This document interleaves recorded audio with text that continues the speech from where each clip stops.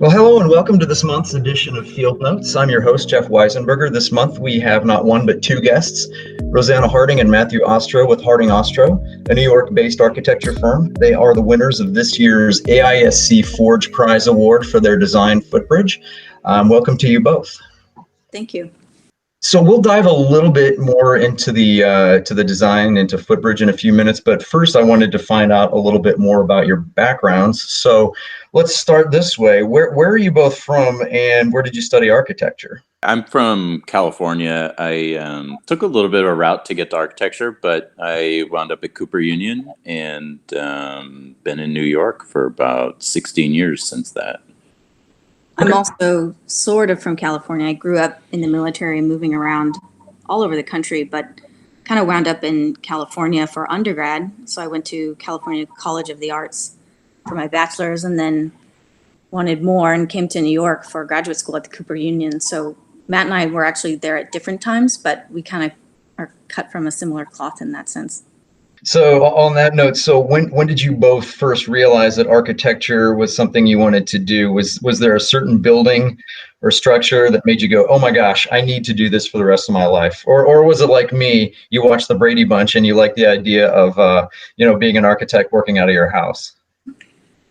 That's a good question. It's funny, I think Matt and I both came at it from opposite ways, but for me, it was something very early on. I must have been 9 or 10 years old. And I think it had a lot to do with moving around so much and living in different places and being very curious about how things get decided upon or what makes places the way they are. And I think at one point I went to Hearst Castle as a kid and it really struck me. And then just, right away was like, that's what I want to do. And it was pretty direct. Kind of been on a linear path in that sense. From when I was young, I am, I guess, the oldest son of a relative, self-described couple of hippies. So they actually built our first house. I was probably pretty young, 2-3 years old. I didn't remember at the time, but my dad built our first house with paycheck to paycheck in the hills of New Hampshire before we moved to California. So I lived through that experience, and then my dad. Growing up, he'd go to work in a relative sort of office job. He was a chemist at a sort of large circuit board manufacturing company, but he'd come home and we'd have big pieces of land where we'd be doing pigs and chickens, raising and Christmas tree farming and so forth. So I think I got the bug to start building things. We were always building things growing up. So I think it was kind of in my blood. Very good. Very good. Yeah, that's both interesting. You've got your background and then Hearst Castle. You definitely came at it from different directions. We went on so many road trips going cross country. My dad was an Air Force pilot. So every 2 years it was like a completely new environment. And of course, I'm one of 10 siblings. So there was kind of a lot of family outings. Of course.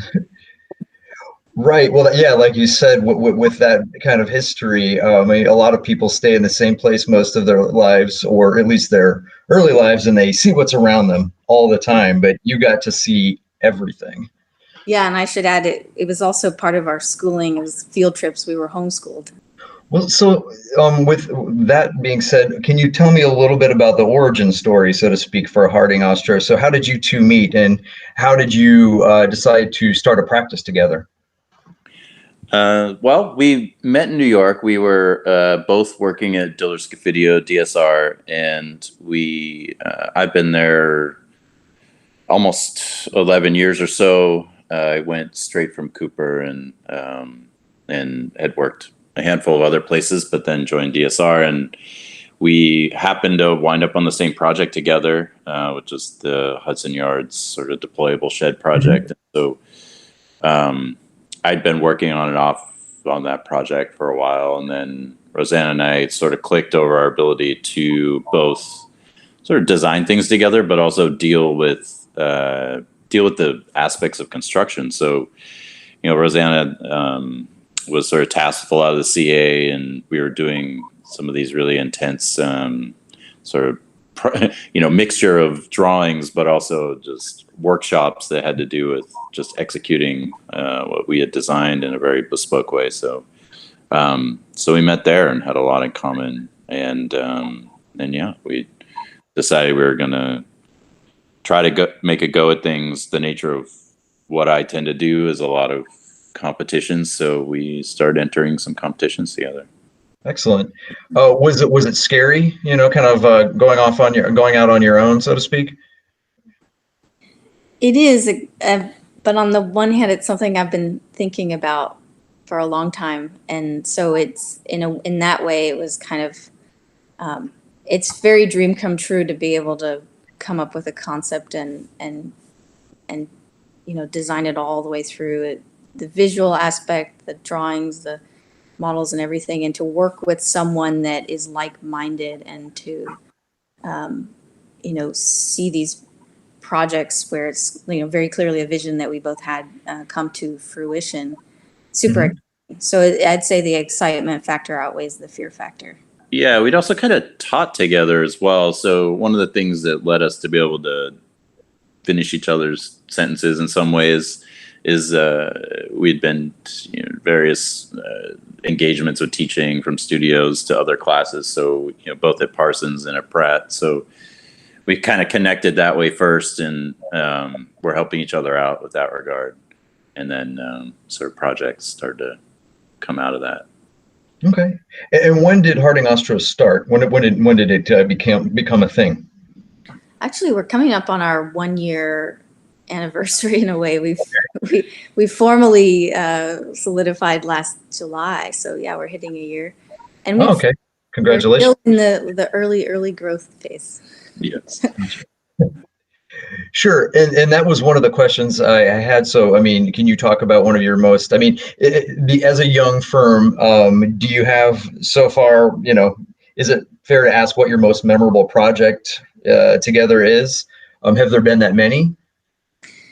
There's been a couple. I would chime in and say we recently did one, which we found that we didn't win, but it was actually one of the most fluid experiences we've had together on a project, which was for the Brooklyn Bridge, reimagining the Brooklyn Bridge as a public space and as a pedestrian connection. And it was one of those projects where we were just sort of up late one night and had a sketch, and then that sketch it was like a snowball and rolled into the project, and it was very fluid. And even though we didn't ultimately get the project, it's one of those ones where you look back and you think, wow, that was kind of an amazing process, and very happy with the result. Well, and I want to talk a little bit about your design Footbridge as well, the winner of the Forge Prize Award, and congratulations on that, by the way. When you first, was it a situation when you first heard about the competition, you're like, we have just the thing, or was it something that you had to kind of think about a little bit and then come up with it? I'm guessing you guys are big fans of the High Line. I certainly am. Yeah, it's a little bit of that.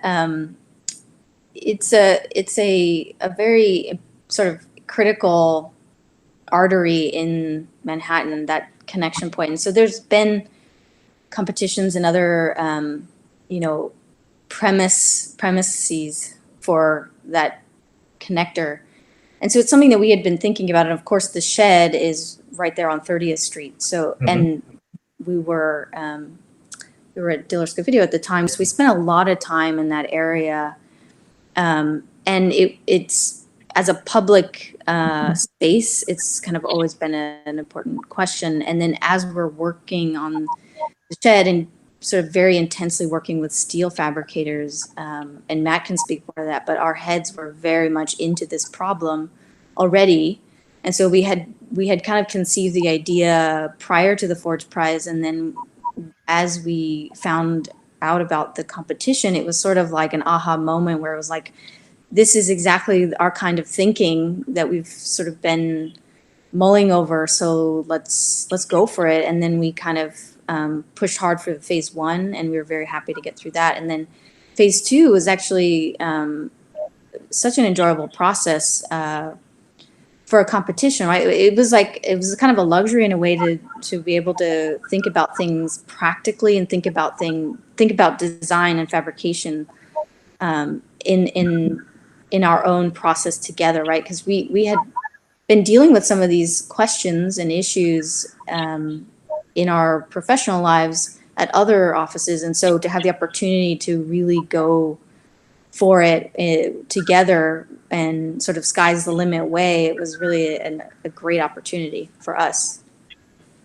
Yeah, and I think that's part of an interesting trend that I don't know. I think I've seen in the past 10 or 15 years about competitions is sometimes you get, which I have to disclose I do a lot of, and it's an interesting process to do a competition, maybe more on the European model, that you really get down there and detail it.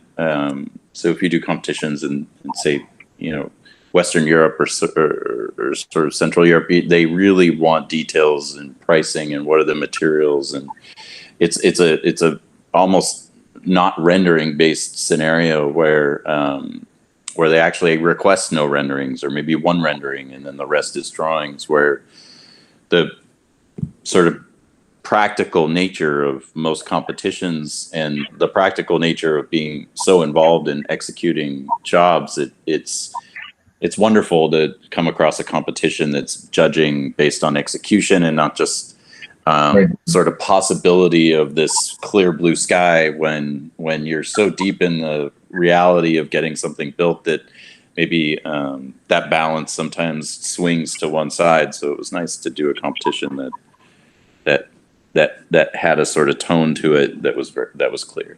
This particular fabricator, STS Steel, we had never worked with before, but it was great. It was our collaborator was so interested in the big ideas, but then was I think he was also a little bit surprised at how much we were treating it like a real project.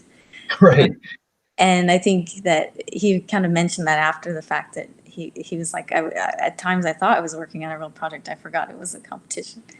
So well, that was fun. That's also Rosannah's ability to hold people to the fire. You said you were going to do this. Yeah. So, we were returning sketches and stuff back and forth. But I think that what was interesting about Glenn's ambition, in particular to the Footbridge, which is just being matched with somebody who wasn't afraid of the concept that we wanted to start with, which was just really not coating the steel. So, clearly the shed went through I've been on a lot of projects from galvanized to intumescent to you name it, coatings on steel. And sometimes the most beautiful moments of steel projects that I've been a part of and had to go inspect before they get on boats is that moment before they're sandblasted and primed and get their 2 to 4 layers of paint system. And so our ambition was to actually do a job. We really had an idea for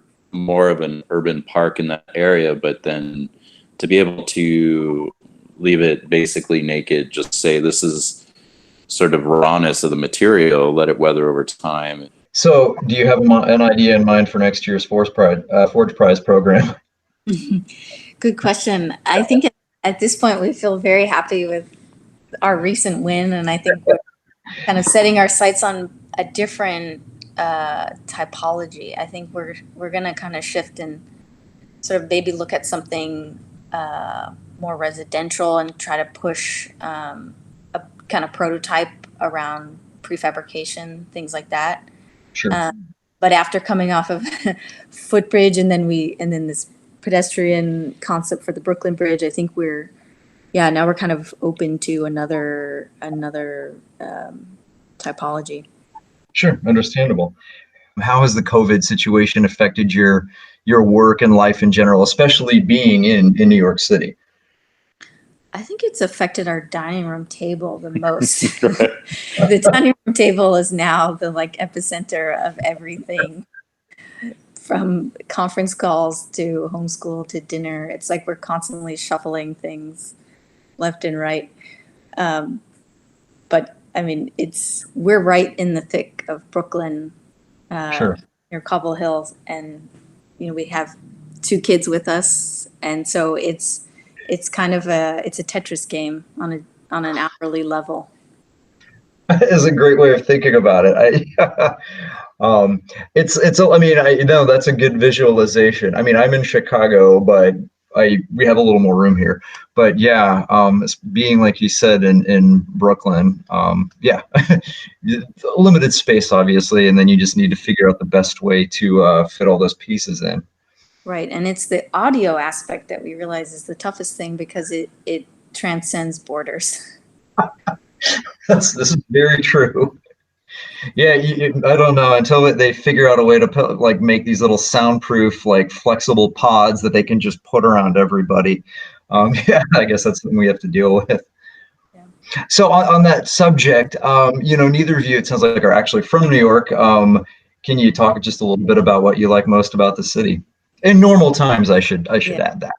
Yeah, that's the thing, right? Is for me a big part of it was the vibe of New York City, and the energy and the excitement of being at the epicenter of all the activity. And the lack of the activity it's fascinating because it then brings other things to the foreground. But I don't know, I've since a kid, and maybe I was that linear about it as I was about architecture, but I just sort of always wanted to live in New York and be with the folks here that kind of want to push the envelope, and the speed of it all. Like I personally like the kind of rapid turnaround on multiple fronts. Yeah, and there's been a really interesting, at least in our community, our friends and so forth, there's a really interesting sort of evolution that happened, I think, where New York has this sort of cutthroat mentality, like, okay, everybody wants the other job. I think there's a really interesting sort of helping each other out that's gone on, at least in the architecture community, where there's people are happy to look out for each other. So, there's somebody that loses their job or a firm gets hit. There's a little bit of spreading around that's going on, and there's just a more of a community feel sometimes than just individually in your firm, or what job is, or what position, or what can we do next. It's a little bit of how let's make sure we're all taken care of. So that aspect of how we live, and then of course analyzing spaces. We can't all eat outside in the winter, so how can we design something or just start to think about the way that we embody an office building, and little conversations that go from the lunchroom to when we go back to offices, just how to keep safe and the things we touch, and how to make schools in a really safe environment. All those aspects are a little bit of the architect's territory. So it's an interesting sort of change focused in New York in a way that might not happen in a suburban situation. There are certainly efficiencies that we have now realized are there, working from home. But it's interesting because when you think about the time we spend in transit, which we don't spend any time in transit now, but that time, it's a funny thing, that time was a place for your mind to not necessarily have to be immediate or to be doing a specific task at hand.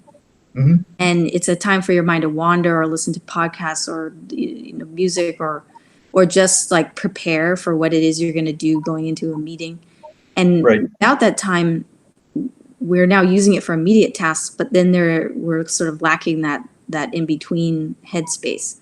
So sure. It's I don't know, we'll see how we deal with it. I'm sitting here saying I don't miss the commute, but that decompression aspect of it, when I don't have decompression and amping up too, the morning amping yourself up.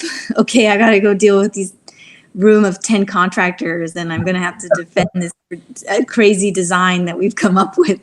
All right, let me put my shields on and go into battle. But right.